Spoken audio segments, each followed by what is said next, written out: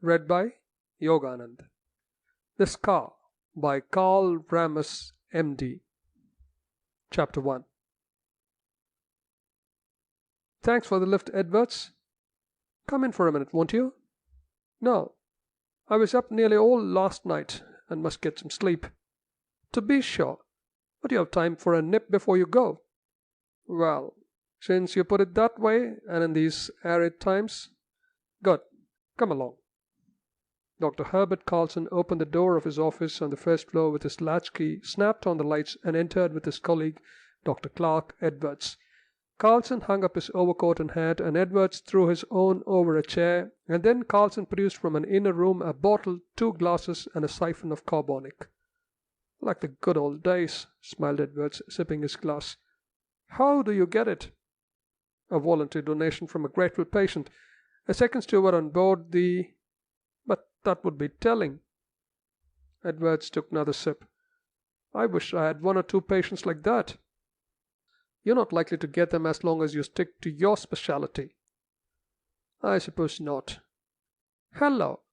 What's all that shouting for? Both men listened. Newsboys were yelling an extra. Carlson opened a window, leaned far out, and drew up a paper. Just another bank robbery. They are so common now as to be hardly worth mentioning. Exactly. Anything new in the Holden case? Let's see. Oh, yes, here it is. Father of Ina Holden gets another threatening letter. Edward's jaw set. If I had my way, he said, every kidnapper would go to the chair.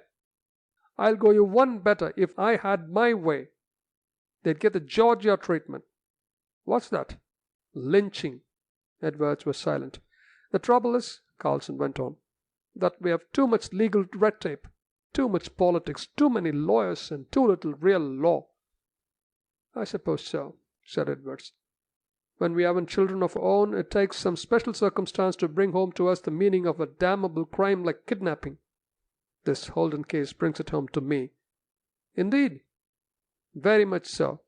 It has to do with an unusual surgical case, which I believe was reported in the International Journal of Surgery or the London Lancet by Professor Meyrovich. I don't remember reading it. Please tell me about it. I will. It was when I was house surgeon at the Presbyterian Hospital in Chicago. One night, a child of 7 was brought in with all the signs of fulminating appendicitis. The child was Ina Holden. Ah! It was a private case of old Meyerovich's, and he decided on immediate operation. Now, Meyerovich was one of the few really good surgeons who wouldn't use either the McBurney's or camera incision for appendicitis. He just cut down over the trouble and threw everything in one line. Fool! Most of us thought so then. But somehow Meyerovich always got good results. Always. Pure accident. Perhaps so. But anyhow, when little Ina was under the anesthetic, and Meyerovich had his knife in one hand, his left, by the way, and was testing the tension of the abdomen with the other hand, he said, I will need plenty of room here. And then he surprised us all by making a reverse Sen incision. I don't seem to remember that incision, said Carlson after a slight pause. What is it? An S-shaped incision devised by Nicholas Sen when he was the professor of surgery at Rush Medical College. You young fellows in New York don't as a rule know about that incision. But Edwards, as I remember, Sen recommended the McBurney method in his book. Yes, for appendicitis. He only used the S in the neck operations. And so when Meyrovich used it on Ina Holden, it was the first time on record for appendicitis and probably the last. Most likely. And how did the case get along? Better than any of us expected. It was a drainage case, of course, and took some time to dry up. But the wound finally healed perfectly with no suggestion of weakness and left a large scar like a reversed S. Meyerovich's full luck. Yes. I saw the child every day for more than a month and got much attached to her. She wouldn't let anyone else dress the wound, and after she went home, the family often invited me to the house. They're very rich, aren't they? They are now, but they weren't then. Mr. Holden owned some manganese land in California, and when the Western Pacific laid its track over a corner of his property, he was a rich man. The colleagues silently finished their illegal glasses. Then Edwards looked at his watch and rose from his chair. Good night, Hedbert, and many thanks for the drink." Carlson, alone, looked at a memorandum that his sister had left on his desk. Nothing more for tonight, thank God, he thought with relief. He closed and fastened the windows, bolted the door, and was passing into his bedroom when the telephone rang. Damn! Why didn't I muffle it? He put the receiver to his ear. "Well," he said abruptly. "Dr. Carlson speaking?" "Yes. Can you come at once to a very sick case?" "I'm sorry, but I can't. My car is out of order, and I'm not very well myself tonight. But this case is extremely urgent, sir, and we don't want anyone else but you." "Thank you, but—" "Please listen, doctor. I'll have a car for you in 5 minutes and take you home afterwards, if you'll only come." "Try another doctor first."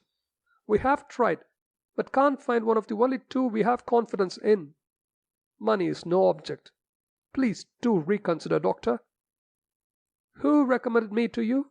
Do I know you?" "I do not know you personally, but you are highly recommended by the Brooklyn Hospital. Once more let me say that your fee can be as large as you like." Carlson did not answer for a while. "All right, I'll go," he said at last. "What is it? A medical or surgical case?" After a short silence, the voice replied, "Medical, I think. But you'd better come prepared to do whatever is necessary." "Very well. I'll be ready when you call for me." Carlson put his medical and surgical bags on the table, put on his overcoat and hat, and sat down to wait. In less than 5 minutes he heard the honk-honk of an automobile under the window, and he picked up his 2 bags, snapped off the lights, and went down to the waiting car, a large limousine. As Carlson emerged from the house, the chauffeur got out of his seat and opened the car door. He wore a white slouch hat, the brim of which hung down and so shaded his face from the corner electric light that Carlson could not make out his features. All he was sure of was a long, heavy mustache. The lower part of the man's face was concealed in a muffler. He opened the door and stood as if at attention. When Carlson was inside with his bags, the man closed the door silently, got into the driver's seat, and car was soon rushing up the street. It turned at the second corner, and after that made so many sharp turns among small and narrow and dark streets that Carlson began to feel uncomfortable. At last they came to a long stretch of vacant lots, and went faster for half a minute or so, and then slowed down again. The chauffeur sounded 3 honks, 1 long and 2 short. Carlson bent forward and peered ahead, but could see nothing. He did not like it at all, and he regretted that he had not brought his revolver.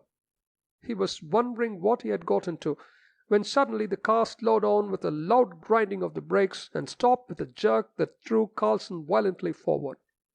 A moment later both doors opened together, and he realized that masked men stood on either side of the car, covering him with revolvers or magazine pistols. Then came a few moments of the most eloquent silence that Carlson had ever experienced. He said nothing and waited. "Don't be afraid, Doc," said a thick voice, obviously disgusted. "Just do as you are told and you'll be okay. But if you try any stunts, TNT for you. Do you get me?" "Yes. What do you want me to do?" "You'll be told later. My partner will sit by you now, and I'll sit facing you. So—" They got inside and shut the doors, and the car started forward at high speed.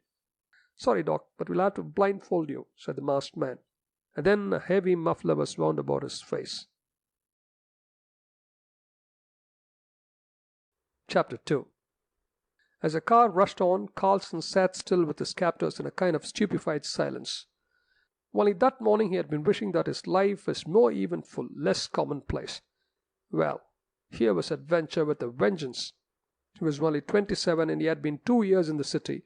The first year and a half had been slow and discouraging, as often happens with young doctors. But in the last 6 months patients had begun to come in steadily increasing numbers. Until now he had about all he could handle. He was 5 feet 11, well built and athletic.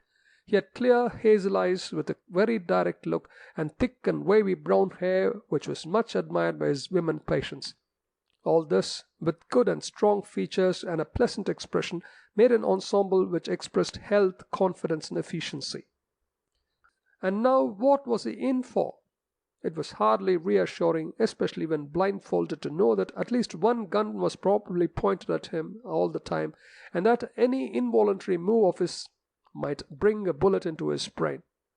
Yet, for all that, he did not feel exactly fear. It was more like strained interest, a burning curiosity to know where the adventure was to lead. For a long time, or so it seemed, the car sped on what might have been an isolated suburban road. Occasionally another car passed, going in the opposite direction, but otherwise there were no other sounds than the rolling of the limousine. At last they slowed down and turned off to the right, and from then on, for perhaps 5 minutes, the car went slowly over rough ground, turning so frequently that Carlson lost all idea of direction. Presently they were on a good road again, and once more travelled very fast. More and more automobiles passed them, and they went slower and slower, until Carlson knew they were in a town again. Once they had to stop for a minute or two, as it seemed, at a crossing, and he distinctly heard a policeman's voice allowing them to make a turn to the left on a side street. After that interruption, they moved for the most part rapidly for another 5 minutes or so, making several turns and passing many machines until they slowed down and came to a full stop. Carlson could hear people passing to and fro on the sidewalk, talking and laughing. He sat still, careful not to make any movement that might alarm his captors, feeling that their weapons were leveled at him. When at last the voices and footsteps had become almost inaudible, the voice spoke again. "Now, Doc, no fooling." He put his own slouch hat on Carlson's head and drew the brim far down over his face. Then he opened the door toward the curbstone and got out. "Come along, Doc. Give me your hand." Carlson took the hand and got out of the car. The man put his hand within his arm and drew him across the sidewalk. Carlson heard the other man open an iron gate and close it again after they had passed through. A few steps more, another stop. He heard a key turning in a lock and a door open, and he was led into a warm room. The door clicked after them. A woman's harsh voice impatiently exclaimed, "I thought you'd never come." "Shut up," said Carlson's guide. "Here's a doctor. Take him upstairs. Step lively, will you? Keep right hold of my arm, Doc." Carlson counted 3 flights of stairs. Then he heard a key turn just beyond the head of the stairway, and he was led into a room. "Shut the door." It was done. "Now, take off the blinder." Carlson's eyes blinked as the muffler was removed, but as soon as his eyes got accustomed to the light, he realized that the room was only dimly lighted. 2 men and 1 woman, all masked, stood nearby. One of the men had come with him in the car. The other was a huge man, a giant. The woman was short and rather scrawny-looking, to judge from her hands and neck. "Now, Doc, a word with you alone," said one of the men. "Come here." He stepped into a small dressing room and Carlson followed. "Shut the door." Carlson obeyed. "Now, here's the proposition. You've got a sick woman on her hands. Damn sick. But she's got in trouble with the law, and the police are after her. Get me?" "Yes. Go on." "Well, that's why she doesn't go to a hospital, and that's why we had to get you. Get me?" "Go on." "Very good. Now, your job is just this. Look at her and find out what in hell is the matter with her, and write out a prescription." "No, that won't do either. Somebody might get on to it." "You've got your medicines with you, have you?" "I have some medicines in my bag." "Good. You'll give me the dope she needs, and then get out and away from here as fast as you can, and keep your mouth shut. You'll be taken home safe, and you'll get your money all right. Do you get me?" "I understand." "Good. Just one other thing. You can't see her face, and there can't be any talking, not one word. You understand?" Carlson felt that the time had come for him to say something, and he said it. "You damned fool! What kind of examination do you think a doctor can make if he can't see his patient or hear her talk? Have you never been to a doctor yourself?" The man hesitated, fingering his automatic. "Open the door," he commanded after a pause. Carlson did as he was told. "Teresa!" She appeared so quickly that Carlson was sure that she had been listening behind the door. "The doctor will have to ask her a few questions, and she will have to answer. Go and tell her. And tell her from me that if she says anything she doesn't have to say, TNT for her. Do you get me?" "All right, boss. I'll tell her." She spoke with a cruel chuckle that all but made Carlson shudder. While he waited for further orders from his captor, he tried to get a line on the mystery he was involved in, but nothing came to him. Was a sick woman he was about to visit a fugitive or a captive? Probably the latter. And if so, Why? He furtively inspected the dressing room and its contents. It was richly and beautifully furnished, like the large bedroom it adjoined, as far as his brief glance had discovered. It was on a corner and had 2 windows with curtains tightly drawn. At the end, farthest from the door of entrance, was another door standing half open and showing a glimpse of a lavatory and bathtub. Nothing hopeful thus far.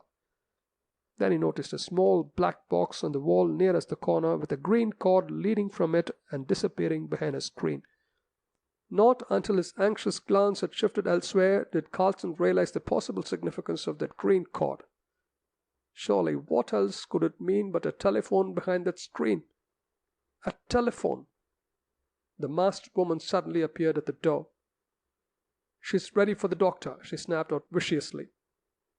Carlson looked at his masked companion for orders. "Go with her," he said, "and don't ask her no questions that are none of your damned business. If you do, you'll go out of this house in 2 or 3 suitcases. Get me?" Carlson did not answer and followed the woman to a darkened bedside. The man also followed and stood at the foot of the bed. Chapter 3. In the dim light of a shaded table lamp, Carlson saw a large double bed of massive and antique construction. At the head was a high and projecting portion of carved woodwork which overhung like a canopy. On the bed he saw the outline of a human body through the coverings. The head showed a mass of thick, dark brown hair, unbound and falling about the shoulders. The upper part of the face was hidden by a wide bandage worn several times around the head. The arms were bare and lay outside the coverlet. They were well rounded, and the hands were small and beautiful. Carlson stood silently beside the bed at first, watching the patient's deep and rapid breathing and assembling his professional manner. The hand nearest him was trembling slightly. As he took it up to feel the pulse, the arm jerked and the whole body shook as if under profound nervous tension. A thrill of compassion and pity ran through him as he held the trembling little hand. "Don't be afraid, madam," he said rather huskily. "I am the doctor. I want to feel your pulse." Instantly the trembling stopped and her fingers tightened about his. He noted the pulse rate with his other hand and found it rapid, about 120. The hand and wrist were burning hot.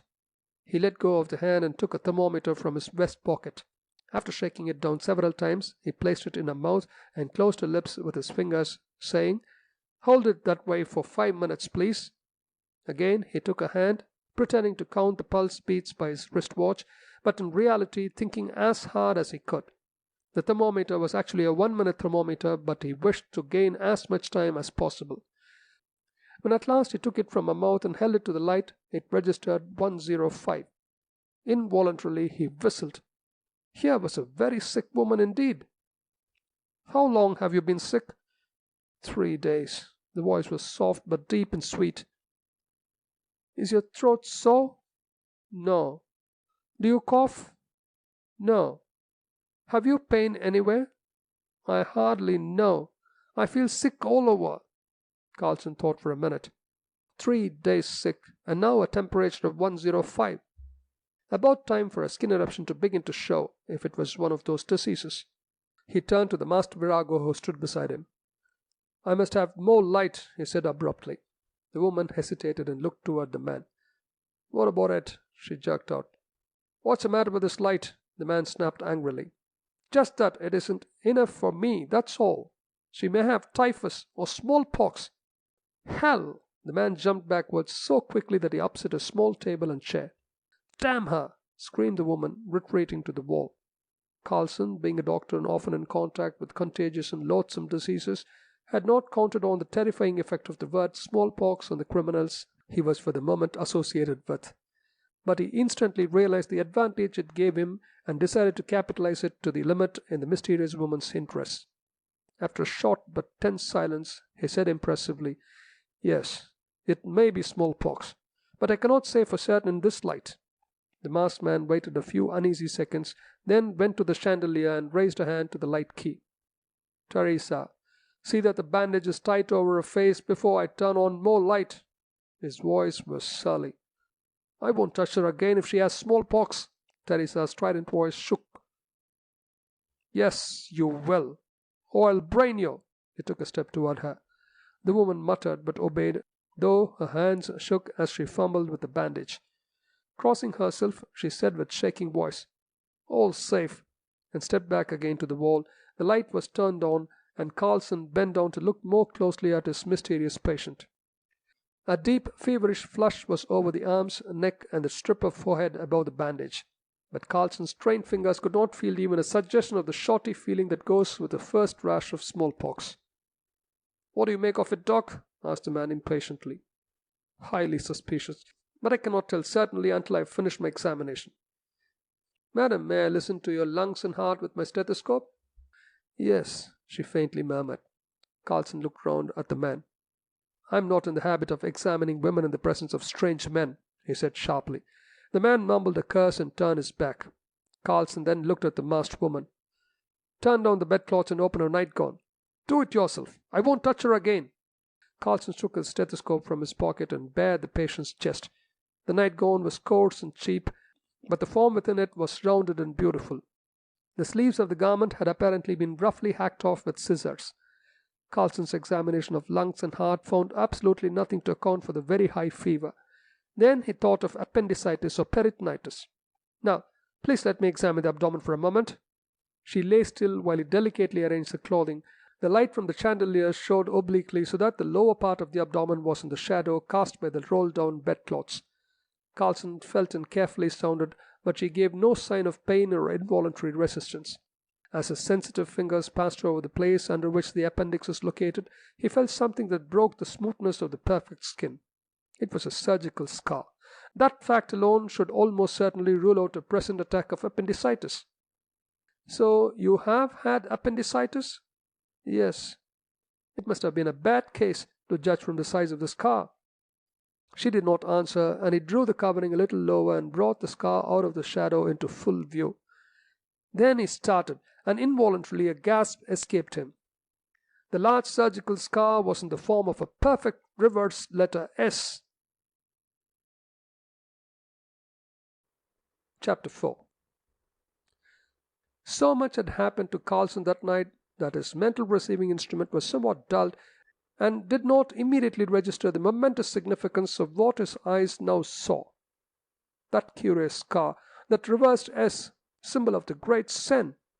Great God! Now he remembered. The only case on record in which that sen S incision has been made for appendicitis was a case of Ina Holden. He heard the masked man muttering in angry impatience, and then his brain began to work again. The Holden child! Edwards had spoken of her as little Ina. Though the papers had been full of accounts of Holden kidnapping case for the last 5 days, he, Carlson, had read nothing but the headlines, and his impression from them and from Edward's talk was that Ina was a small girl, quite a child. And yet this was a woman, or a well-grown girl of 16 or 17 at the least. He looked up at her bandaged face. "How long ago did you have this operation?" When I was a child." "How long ago was that?" "About 8 or 9 years ago." "Ah, you're taking a hell of a long time, Doc. Has she got smallpox?" The man still stood with his back to the foot of the bed, but Carlson realized that he could not temporize much longer. "Just about a minute more and I can tell you," he said as nonchalantly as he could say the words. How could he get rid of the kidnappers and telephone for the police? Then came an idea, a wild, forlorn hope, but he would try it. "I'll have to examine her throat," he said with professional voice. He walked to the table where his medical bags were and took out a small circular mirror with an aperture in the center, a small electric bulb, and a black elastic band with a buckle in it. Next, he detached a connecting plug from a cell battery in the bottom of the bag, being careful to conceal the battery from the gimlet-like eyes of the two men and the woman. With the plug hidden in his hand, he crushed the two contactors together. Then he adjusted the elastic band and mirror to his forehead, connected the two wires with a small bulb on the head mirror, and deliberately unscrewed the bulb from the table lamp. He drew a deep breath. Then quickly inserted the crushed battery plug into the lamp socket. Flash! The room was in complete darkness. Carlson had short-circuited the current and fulminated the fuse, probably for the whole house. "Damn it!" he exclaimed ostentatiously. What am I going to do now? Almost instantly, the beam of a pocket flashlight came from the hand of the boss. Take this, Doc, he said, holding it toward Carlson. He took it, asked the girl to open her mouth, and looked within. No good at all. I must have the electric light. Where's the fuse box? The boss looked at Teresa. It's in the cellar with the meter, she said. Go down and put in a new fuse. I don't know how. You'll have to come with me. The man hesitated. He glared at Carlson through his mask and at the sick girl on the bed and then at the giant near the door. Tony. Huh? Come here. The giant slouched nearer. Where's your flashlight? He produced it. Good. Now, stay right here till we come back. If the doctor tries to leave this room, or if he talks to the girl, you know what to do. Tony grunted and showed a magazine pistol in his other hand.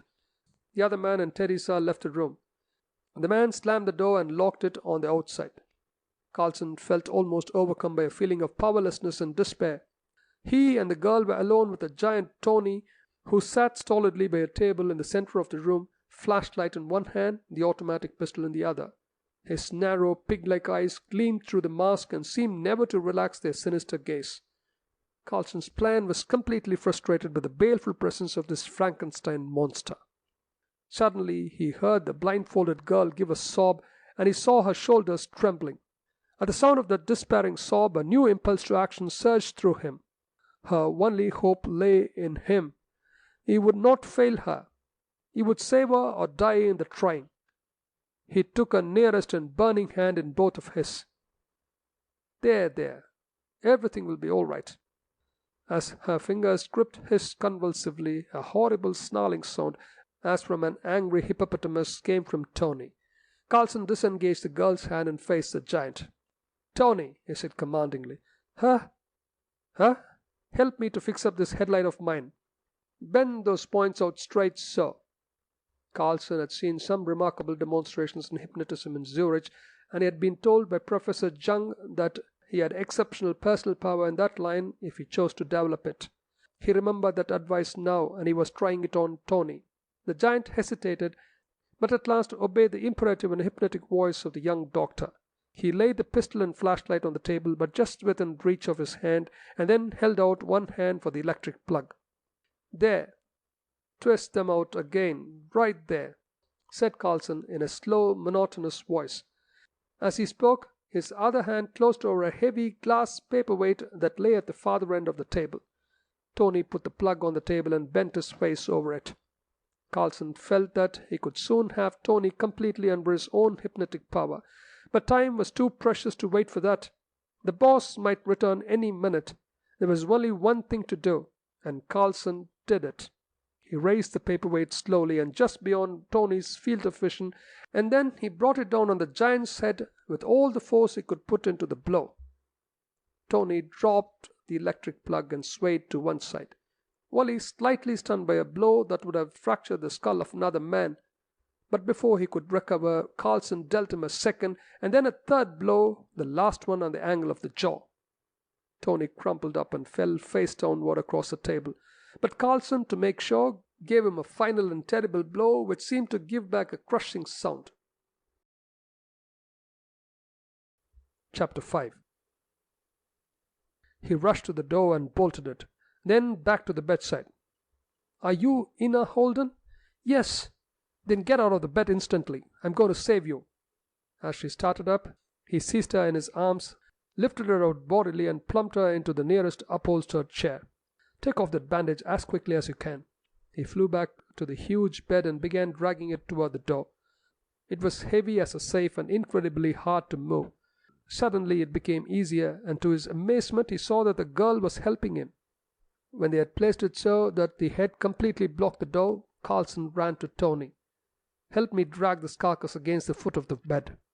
Take the feet, sir. That'll brace the bed better. Now, take this pistol. You know how to use it? Oh, yes. Fine. Watch that beast while I telephone the police. If he moves, shoot him. Carlson rushed into the smaller room, kicking two small chairs out of his way, and looked behind the screen. Praise be to God. It was a telephone. He jerked the receiver to his ear and began jiggling the instrument frantically. After a few interminable seconds came the blessed words, "Number, please." "Listen, operator. This is a case of life and death. First take down this number. Cartwright 872. Yes. No, no. For God's sake, don't call it. This is it. Now listen. Have you got this number written down?" "Yes, sir, but—" "Listen. I'll tell you. I'm listening. Ina Holden is a prisoner in this house with telephone Cartwright 872. Do you know who Ina Holden is?" "You mean the kidnapped girl?" "Yes." "Now get me the police headquarters at once. Then, while I'm talking with them, you look up Cartwright 872 and phone the police station nearest this place. Quick, for God's sake!" Another agonizing wait. Then, "Police headquarters speaking. Ina Holden is in a house with phone number Cartwright 872. Mark it down." He heard the voice of the officer dictating Cartwright 872. Ina Holden. Then, "What else, sir?" "There are at least 4 armed men in the house and 1 woman." "Where's the house?" "I don't know. I'm a prisoner with her myself. Send enough men at once to surround the house. Look it up in the numerical index." Carlson could hear the officer giving rapid orders, and more faintly their repetition being shouted out through the station. "All right, sir. We have located the house, and it will take us about 20 minutes to get to you. I'm sending out a general alarm, and maybe some of our men out there can arrive sooner. How are you fixed?" "I knocked out one of the men. I and the girl are barricaded in a 3rd-floor back room, and we'll try to hold out until your men come." "Good. Stay at the phone as long as you can, and keep me informed to the last possible moment. Good luck to you. I'll put the girl at the phone and stand guard myself. Ina." "Yes, doctor." She came in quickly, the pistol in her hand. "Please sit down here and hold the phone. The police are on the wire. I'll call out to you how things go and you report to them." "Has Tony moved?" "No, he doesn't seem to breathe." Carlson left Ina at the phone and went to Tony. He lay absolutely still just as they had placed him at the foot of the bed. Carlson tore off the mask and turned the face around and listened with his ear to the mouth. Not a sound. Then he used his stethoscope over the heart. Silence. Tony was dead. Carlson picked up Tony's automatic, turned off the light plug in the large bedroom, and went back to Ina. She was at a post, her elbows on the little table, the receiver at her ear. She looked up at him with a grave smile. "The police have been asking me a lot of questions. How about the man in the next room?" "Dead. I'm sorry I killed him, but there was nothing else to do." "Anyway," said Carlson, "it makes our work easier. We won't have to watch him, and his body will help hold the door a little longer."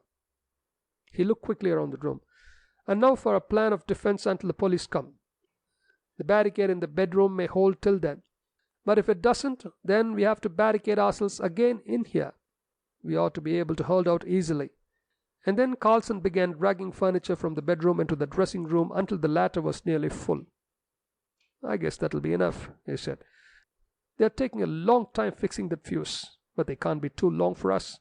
He stood beside Ina once more, having done all that could be done for the present. "Yes," she said slowly, "and their bungling delay probably means their salvation. Anyhow, there's nothing for it but to wait for what is to come." Carlson had been looking at Ina Holden while they were talking, and he thought he had never seen a more charming girl. Her thick dark hair was unloosed and uncombed and fell over her shoulders. She was clad only in the coarse, sleeveless night garment, which showed beautifully rounded arms to the shoulders. Her feet were bare. Her eyes were a pure and brilliant blue, shining under heavy but well-arched brows. Her features were almost faultless, but the strong jaw and firm though adorable lips expressed unusual force and willpower for a woman. A woman worth going through hell for, Carlson thought grimly. Her face, neck, and arms were deeply suffused as with the flush of high fever, but her manner and movements were not those of a very sick person. Carlson was puzzled. "I confess I don't know what to make of your fever," he said frankly. She half smiled as she replied, "Of course, I should have thought of that before. It isn't a real fever, but what the Italians call an impression." "What's that?" "An effect of a shock. But no mere shock can cause actual fever. That's what many doctors have said, but the fact is that it does with me. I was always that way. There's something abnormal in my constitution. I can even bring on fever by willing it." I'm ashamed to say that when I was a child, I would sometimes play sick in that way in order to get what I wanted. But I hadn't done it for so long that I had almost forgotten it, until this horrible thing happened, and then I remembered and tried it. But they wouldn't call a doctor for 3 days, not until they got badly scared and thought I might die on their hands. And that is why they brought you here." "I never heard of such a case before," said Carlson. "Never." "To be sure, there are a few cases in record where the heart and pulse rate were under the control of the will to some extent, but certainly not the temperature." He then asked, "How does it happen that the kidnappers have a house like this?" "This house belongs to a wealthy family named Cariello. They are traveling in Europe, and have left the house in charge of an Italian and his wife." "The woman Teresa?" "Yes. The two are black-handers, and their gang figured that the police would never suspect that I might be hidden in such a place." Suddenly the lights flashed out. The fuse was repaired at last. The kidnappers would be at the door in a few moments. Carlson gripped Tony's automatic a little harder, and his left hand fell almost involuntarily on the girl's shoulder. They waited thus, tensely, hardly breathing and with quickened heartbeats, until they heard footsteps hurrying up the stairs. Then Carlson drew a deep breath and whispered, "They are coming now, but don't be afraid." She said nothing, but raised both her hands and clasped them over his for a moment. He stepped softly into the darkened room, just as a key turned in the lock. The knob was turned, the door tried, then shaken. There was a short silence. Then from the boss, "Open the door, you fool!" Carlson was silent. "Tony!" Silence. "Tony, what the hell's the matter with you?" Silence. A whispered consultation outside the door. Then, "Tony! Doctor! Open the door! Oh, by God, I'll—" More whispering, then a short silence. "Doctor!" Silence. Whispering again, then footsteps running down the stairs. Then another and longer silence. Carlson put his ear as near as he could to the door. Soon he heard the footsteps returning, but they stopped at the second floor. A voice called faintly from below. "I can't find anything but a hatchet." Smothered cursing told that the boss was still on the other side of the door. Then he also seemed to run downstairs. Presently Carlson heard hammering or pounding far below, and at last a crashing and crumbling sound as if something heavy had given way. What were the scoundrels doing? Then footsteps again coming up the stairs, but more slowly this time. And as they came, there was an occasional bumping sound, as if they were carrying some bulky object which now and then struck the walls or stairs. When they were opposite the door, something heavy hit the floor. Then once more the sullen voice of the boss. "Listen, Doc. I don't know what you have done to Tony, and what's more, I don't give a damn if you open the door now." Silence. Carlson thought he could hear their heavy breathing. As a psychologist, he knew that his own silence and that of Tony had a horror about it that was telling severely even on their hardened nerves. "This is your last chance, Doc. If you open the door now, you can go and take your fee and be damned. But if you won't open, I'm going to break down the door, and you'll leave here in a couple of suitcases. Do you get me?" Silence. After about a quarter of a minute, the boss said, "Now then, all together." Carlson braced himself, but suddenly the woman screamed, "Stop! Shut up, you! I won't! Listen!" And though she spoke lower, Carlson could hear her say something about the doctor and Tony's pistol. "I know that," muttered the man, "but we have got to risk it." Another voice, Carlson thought that of the man who sat beside him in the auto, half whispered, "Wait, boss. I don't like this. What did the doc do to Big Tony? I wouldn't go into that room again if you killed me. I've lost my nerve. Let's chuck this job and make a getaway." "No, I won't. And none of you won't, by God. You've gone too far to go back. We'll win together, or go to the chair together. I'll shoot the first, but take that, will you, and shut up." A blow, a fall, and a groan, as if from the level of the floor. A few seconds of dead silence, then the voice of the boss. "Now, get together and smash that door." More shuffling of feet and the dragging of something heavy, then the muffled voice of the woman. "Maybe he found the phone. Quick, bust in that door." Carlson held his breath. Crash! A terrific blow, as of from a battering ram, shook and shivered the strong oak door. But door and bolt still held. Carlson knew from the impact of the blow that some ponderous solid object had been driven against the door. And he knew also that a few more such blows would shatter it, leaving only the bed and an overturned chiffonier and Tony's body as a barricade. So he quickly began dragging more chairs, tables, and what not into the small dressing room. Crash! The door fell inward against the head of the massive bed. Carlson dragged the davenport into the little room and then closed its door, locking and bolting it. Crash! The devastating sound that followed told that the heavy, overhanging canopy of the bed had fallen inward. Carlson kept steadily working away, barricading the second door. "Thank God, this door opens outward," he said to Ina. She was still at a post at the telephone. "Hello," she said calmly. "They have just smashed in the outer door and are climbing in over the ruins of the bed and furniture. We have retreated into a smaller room, and the doctor is piling furniture against it." She looked at Carlson. "The police want to know how long we can hold out." "Perhaps another 5 minutes." "5 minutes more." "What?" "Oh, I hope so." Crash! This time on the inner door. It held perfectly. "They are attacking our inner door, Inspector. You heard it?" Crash! A panel cracked all the way down. Crash! The panel flew in splinters. One splinter struck the girl in the face, making a small wound on the forehead, and blood trickled down into her eyes, but she did nothing more than to wipe it off with the back of her right hand. Carlson readjusted the shifting barricade and glanced at Ina. "You are hurt." "It's nothing." "Into the bathroom, quickly." Crash! Another panel cracked. She got up calmly and wiped the blood out of her eyes again with the handkerchief Carlson pressed against her face. Then, his arm around her, she walked into the bathroom.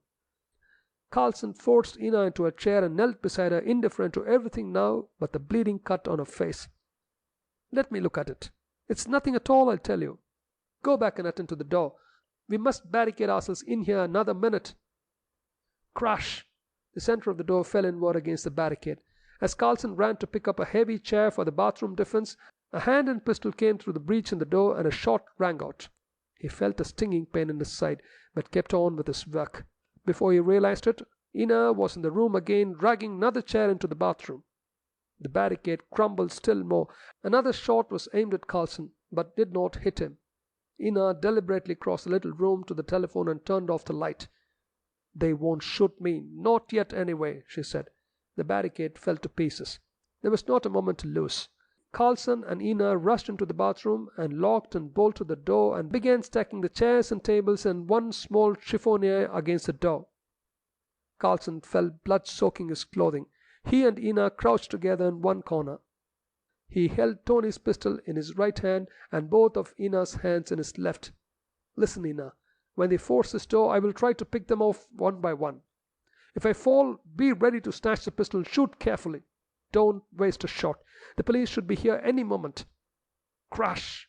The lock and the bolt snapped, and the door itself was pressed inward several inches, but rebounded by the pressure of the barricade. Crash! This time the door yielded more than a foot, and in the opening Carlson could see a man's form. He fired, and a shriek followed. 4 or 5 shots were aimed at Carlson, but did not reach him in this protected corner angle. Suddenly a voice yelled from the outer room. "The cops! They are around the house! Damnation! Get the girl at all cost!" When the next rush brought a man into view, Carlson fired, and he knew by the scream that he had hit once more. The pistol dropped from his hand, and his body swayed. But the girl realized everything in an instant. Quick as thought, she snatched up the pistol with her right hand as she knelt beside him, and her other arm went around him. At that instant a perfect fusillade of shooting sounded from the outer room, followed by screams, yelling, and groaning. Then a masked man with a pistol in his hand bounded wildly into the half-open door of the bathroom. But Ina fired from that darkened corner before he saw them, and he fell backward among the debris.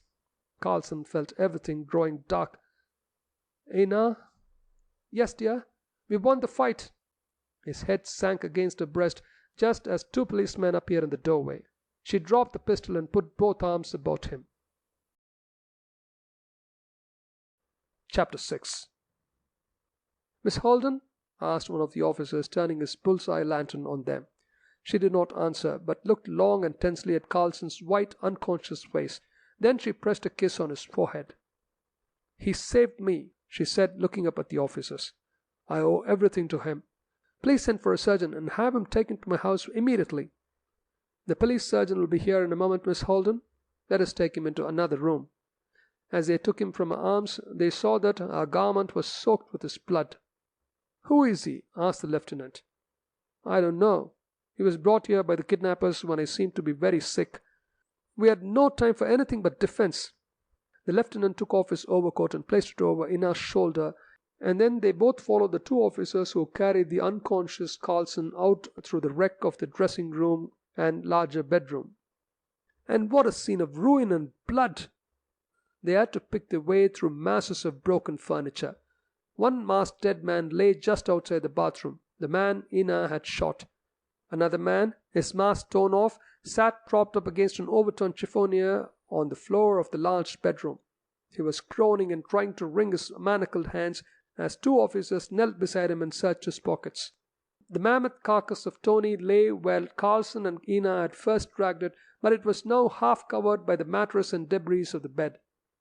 At least a dozen policemen in the rooms. The woman, Teresa, stood snivelling in a corner, unmasked and handcuffed. But there was a sudden silence as Ina Holden appeared, her face bloody, her feet bare, and her form covered by the officer's overcoat. All eyes were fixed on the girl, whose name and picture had been in every newspaper from Maine to California for the last 5 days. They carried Carlson through the devastated rooms into another room and laid him on a bed. The police surgeon arrived at almost the same moment. After a glance at the unconscious man on the bed, the surgeon said, "But where is the girl?" "I'm Ina Holden," she said quickly. "But never mind me. Look at him." "Who is he?" "The man who saved me. They shot him just before the police came." The surgeon quickly tore open the blood-soaked shirt and found the bullet wound in the right side. He listened a moment to his heart, then looked up gravely. "Very serious. There seems to be severe hemorrhage into the pleura. He must be rushed to the nearest hospital for immediate operation." "Doctor," asked Ina with shaking voice, will he recover?" "I'm sorry to say, Miss Holden, the chances are against him. Quick, boys, the stretcher. One of you, telephone Mercy Hospital to have the operating room ready." And then another man burst like a whirlwind into the room, a large, bearded man of about 50, a man of commanding presence before whom everyone made way. "Ina, my girl." Slowly Ina turned her eyes from Carlson and looked at her father. Then she stood up and held out her arms and was gathered into his embrace. "Father, dear," she panted as soon as his joyful greetings would allow. "Listen, I'm all right, but that man lying there saved my life. If he had not come—" "Yes, my girl, go on." "He was shot defending me before the police could get here. And now he may be dying." Her voice broke. Two men entered with a stretcher just as the surgeon gave Carlson a hypodermic of some powerful heart stimulant. Deftly they moved him from bed to stretcher. Mr. Holden drew the surgeon aside and they exchanged a few earnest words. "We'll do our best, sir. That's all I can say. Good night, sir. Good night, Miss Holden." He hurried downstairs after the stretcher. "Where's the telephone?" said Holden. Ina took him to it, and then he called the hospital and several famous surgeons, telling them that the man who had saved his daughter must be saved. Must be saved. "What is it, Lieutenant?" "I found his name, sir. It's in his surgical bag. He's Dr. Herbert Carlson of New York." "Thank you very much. Please find his phone number, and I'll call his wife and tell her what we are doing for him." As her father was calling Carlson's telephone number, Ina listened with strained attention. His wife! Somehow it had never occurred to her that he might be married. "Hello. Is this Dr. Carlson's residence?" Yes, I know he's not there now. May I speak to his wife?" "What's that? Not married?" "Oh, I beg your pardon. His sister. Yourself. Thank you. Now, listen to me, please." Ina did not try to analyze her feelings when her father's words at the telephone seemed to prove that Carlson was unmarried. But then she suddenly remembered, as with a stab at her heart, what the police surgeon had said. Yes, as her father had ordered, he must be saved. Nothing else mattered. At 2:53 a.m., the telephone at Holden residence rang for at least the 100th time that fateful night. The butler had instructions not to call Mr. Holden except for communications from the police or the hospital. Ina and her mother in Ina's bedroom heard the muffled buzzer in the study below and looked at each other anxiously. Ina snatched up the extension receiver at her bedside and listened. Hospital speaking. I have a message from Mr. Holden. It was a second message from the hospital. The first had told the hopeful news that Dr. Carlson had been successfully operated on, that hemorrhage had been checked, and that his heart had responded to stimulants. Mr. Holden, at his desk, lifted the receiver. Mr. Holden speaking. Quick, what's your message? Dr. Carlson slept until 5 minutes ago. Then he woke up suddenly and asked, Is Ina all right? We told him that Miss Holden was safe at home, and he said, Thank God, and went to sleep again.